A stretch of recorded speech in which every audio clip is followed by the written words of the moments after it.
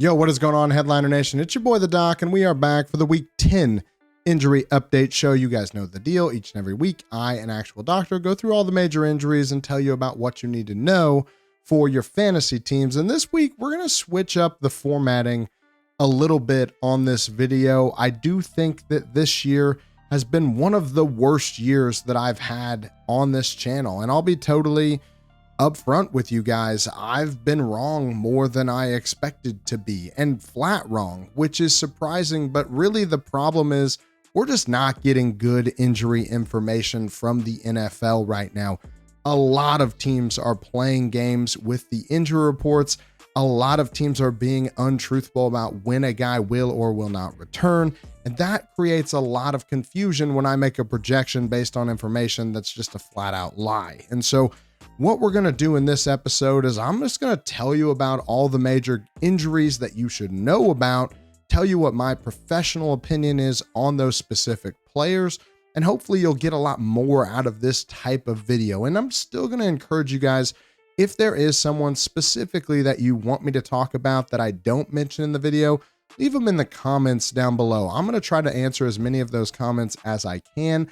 I know that I'm not going to talk about as many players, but I think the video is just going to be a lot better if I'm not spending so much time telling you about either things you already know or things that are already out of date because the NFL doesn't drop news prior to me recording this video about specific players. And so in an effort to just make it more clear on if a guy is going to play or not, I'll put official designations in the comment down below in the pinned comment. So we're not going to spend as much time speculating, and we're going to spend a lot more time actually talking about the injuries and what I think you should do for these guys on your fantasy teams in particular. And hopefully you'll get a lot more out of this video moving forward. But let's jump into it. Here are the most important injuries that you need to know about for your fantasy team in week 10. All right, guys, the first player that we need to talk about has got to be quarterback Dak Prescott. He's dealing with a partial avulsion fracture / hamstring strain. I'm going to spend a little bit of time explaining what that is, but when it rains, it pours for the Cowboys. We've had some of the worst injury luck in the NFL thus far this season. Prior to week 9, all of that bad luck was mostly on the defensive side of the ball, but that changed when Dak Prescott left the game in the third quarter and didn't return. He was diagnosed with a partial avulsion fracture due to a severe hamstring injury. Now, in a normal avulsion fracture, instead of the hamstring failing and actually ripping at the hamstring or the muscle level, it actually pulls the bone off where it attaches. So where the hamstring attaches to the ischial tuberosity or the part of the pelvis, it will pull a chunk of bone with it. That is a normal avulsion fracture or a complete avulsion fracture. But what Dak has is a partial avulsion fracture, and they can be a little bit more complicated because normally in a partial avulsion fracture, sometimes the bone is pulled away and is totally broken off, but it's still close enough that the x-ray could show some healing of the bone. It can actually heal back in place if it's not displaced significantly, or the bone is partially torn off but not completely removed from the other portion of bone. So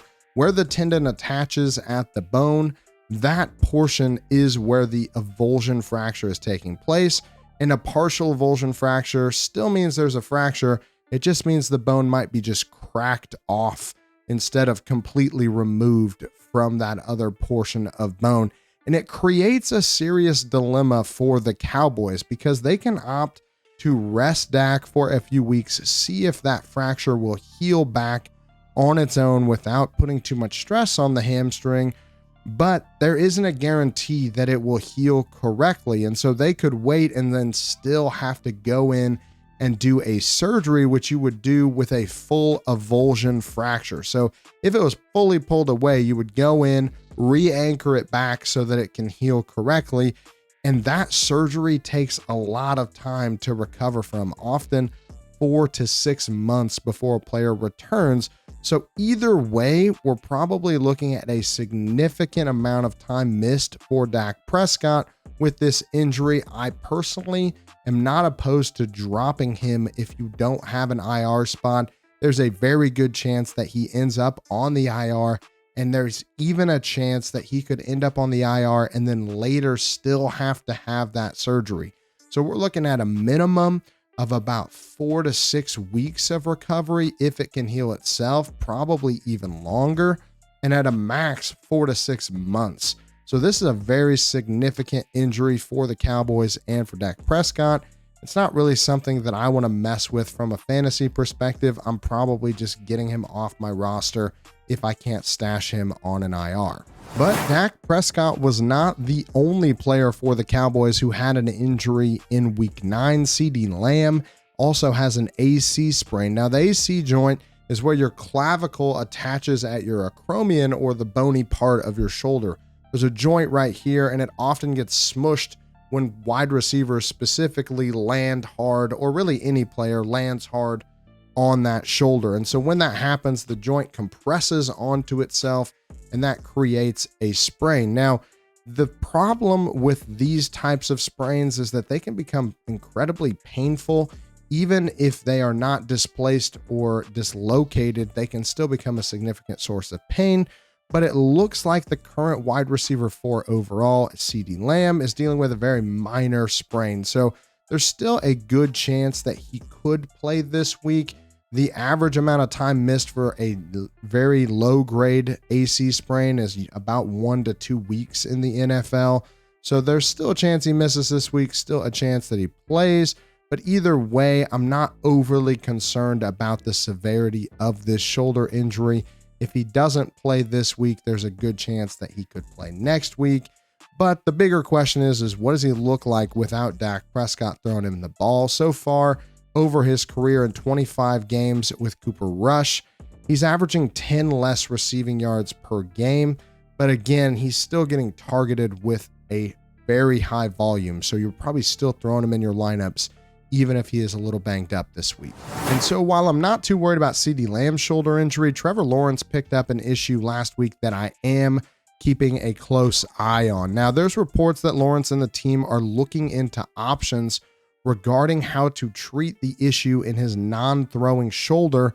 And despite him getting practice this week, it's also being reported that he's unlikely to play. Now, I don't like to blindly guess at what could be ailing a player, but given that, again, the NFL's not telling us much about injuries this year, I'm going to guess that this could be a labrum tear specifically because it's the most common type of injury for a quarterback. Now, the labrum acts kind of like a suction cup to the ball and socket joint of your shoulder. It helps the humerus basically stay in place. So it suctions that humerus into place, helps your rotator cuff just keep it in the socket. It also creates the depth of your shoulder socket so that you actually have a true socket in the joint. Now, when you tear your labrum, that negative pressure becomes lost. And so you lose the suction. Just like if you cut a suction cup, it wouldn't be able to stick to anything. It's the same thing with the labrum. And so it becomes a lot more likely that that shoulder will have further labrum issues, possibly subluxations or dislocations. And it only really tends to get worse because your body doesn't normally heal a labrum tear that well. So given that the team's season is almost over, I wouldn't be surprised if they chose to shut Trevor Lawrence down if he has a major shoulder injury, even though it's his non-throwing shoulder. If they were playing to make the playoffs, he probably would play and get through this, but I don't think that that's what they're going to be able to do. I mean, they're 2-7. The team could be looking to the future already. They're only a few games away from being in a total tank mode. And I think they have to make a decision on their star quarterback sooner rather than later. So don't be surprised if we hear more coming out in the next few weeks about Trevor Lawrence's shoulder and what the team's opting to do with him long term. Next up, we're going to be talking about one of the better wide receivers in the league, and that's A.J. Brown. Now, Brown left last week's game after being awkwardly tackled from the side after making a catch. His right knee did appear to kind of buckle inwards and twist, but all of the tests have come back negative, and he was diagnosed with only a contusion. This is really best case scenario when you have a knee injury that looks bad, just a contusion. It sounds like he's going to be able to fully play this week, and I don't expect him to have any major long-term concerns going forward. So if you have AJ Brown, you can rest easy. He should be fine this week. Next up, we got another big-time wide receiver, and that's Nico Collins. Now, he's been dealing with a hamstring strain that he picked up back in week 5. He was leading the NFL in receiving yards when he got hurt. Looked like he was on pace for his best season yet. Then he pulled up lame on a huge 67-yard touchdown. So at least he got you points that week, but he's been on the IR since then. Now, hamstring strains can be incredibly difficult to rehab depending specifically on the location of the injury. Now, muscle belly injuries near the middle of the hamstring can heal relatively quickly. They have good blood supply and they do tend to scar up very quickly. But as you move up the muscle towards the tendon portion of the muscle where there's less muscle and more tendon right around where it attaches at the bone, that can become a difficult place to gain recovery and to really get a quick recovery timeline back, because those tendons do not have as good of blood flow to the area and it just takes them way longer to heal in general. Now, reports are that Nico Collins was able to pass multiple tests this week on the hamstring, even running up to 20 miles per hour on a treadmill. So that's good, but it doesn't sound like the team wants to activate him off of the IR yet. He technically could have returned this week, but they're not even opening his practice window up yet. My guess is they want to ramp him up over the next week or two, and then hopefully have him back as soon as he is fully ready. And when we're talking about hamstring injuries, I always say this: the most likely time for a re-injury of a hamstring is when they first start coming back to play. So he's at his highest risk of a re-injury right now, and I'm not surprised that the team is opting to take the slow burn route when it comes to his recovery specifically, because they've already lost Stephon Diggs for the year. They don't want to mess around and lose Nico Collins for even more time because they tried to rush him back. But if you have him in fantasy, be patient. I do expect that he will come back at some point this month. Next up, we got Chris Olave with another concussion. Now, this was probably the scariest injury from this past weekend. He's up to 4 confirmed concussions in the NFL, and he also had 1 in college. So we're at 5 confirmed concussions for Olave, but who knows how many he's had in his total NFL career. He was taken to the hospital by ambulance, but checked out and was released from the hospital before the game even ended, returned with the team. So it's good that he checked out once he got to the hospital, but concussions are not as black and white as some other injuries are from a recovery timeline perspective. We know that it's very difficult to project when players will come back from concussions, but given it's his second one this year, don't expect him to be back anytime soon. I think he's going to miss multiple weeks. He's going to meet with concussion specialists this week to maybe make a plan on if he will return this season and when that is the most likely to occur. If I had to guess, the team has a bye in week 12, so we could see Olave back around week 13 if he is able to pass all the concussion screens and be able to prove that he is ready to return to contact football. Next up, we got rookie wide receiver Keon Coleman for the Bills. He has a wrist injury, and remember when I said that this year has been awful as far as getting good injury information? This is one of those situations. So Coleman left the game late after taking a shot to the chest from former Bill Jordan Poyer last week. Well, many people had speculated that he was out because of a head injury. On video replay, his wrist gets caught between his chest and Poyer's helmet. So initial tests appear to have been clear. Normally the team would tell us if he had a fracture, and so I don't think he has a fracture in his wrist, but why are they being so secretive about what the wrist issue is? They're getting even more tests done. My opinion is probably dealing with some type of ligament injury in the wrist. That's problematic because we have seen ligament injuries in the wrist in seasons. Do you guys remember how fun it was to speculate on Joe Burrow's wrist injury from last year? He was fine and then he wasn't. I do worry again that this could be an issue that requires a surgery to fix it, and the team is not being truthful with us heading into this week. So keep an eye on Keon Coleman, see if we get any more news as the week progresses. And based on what those tests say or don't say, we'll know more about this later in the week. So again, don't want to speculate, but it sounds like this could be something serious or it could be nothing. Again, team's not really telling us much about this injury specifically. Next up, we got running back Isaiah Pacheco for the Chiefs. He's dealing with that fibula fracture that he picked up back in week 2. And normal recovery timeline for a fibula fracture is around 10 weeks. So I'm not surprised that people are asking me about him specifically. But the team's already said they don't expect him to return to practice yet this week.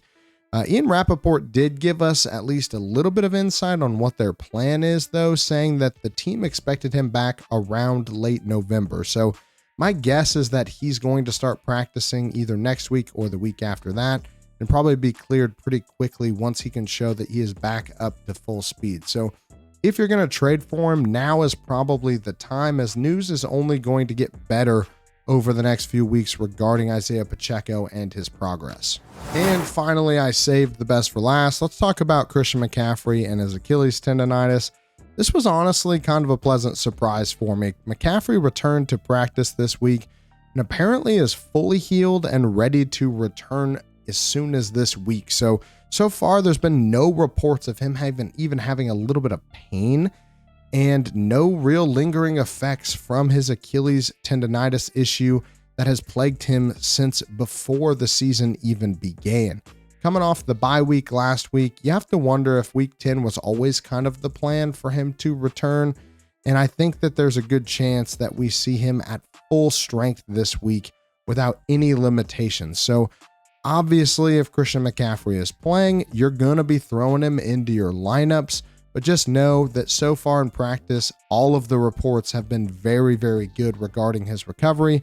They're not limiting him in practice, so there's no real concerns, at least not right now of this recording, that Christian McCaffrey will miss this week. It sounds like he's ready to go and he will play, and that is obviously a very good thing for your fantasy team if you've been holding him this entire time. All right, guys, that's it for this week's injury episode. If you liked this video, make sure you like the video. Subscribe to the channel. It helps us out a ton. It's totally free, and it will help you get notifications for when we drop new videos each and every day of the NFL season. Hit the join button down below if you want to become a member of our exclusive Discord channel at Headliner Nation, where we're having all the greatest conversations about fantasy football, and we don't let any jerks in there. So make sure that if you want to be a part of a great community talking about fantasy football, hit that join button. And of course, we want to thank our sponsor, Underdog Fantasy. Use the code HEADLINERS when you sign up. Get up to $1,000 bonus cash on your first deposit, and use the code HEADLINERS when you do it. Appreciate you guys checking in to the injury update show, and we will see you guys next time. Analytics off the chain, all the channels not the same. Jake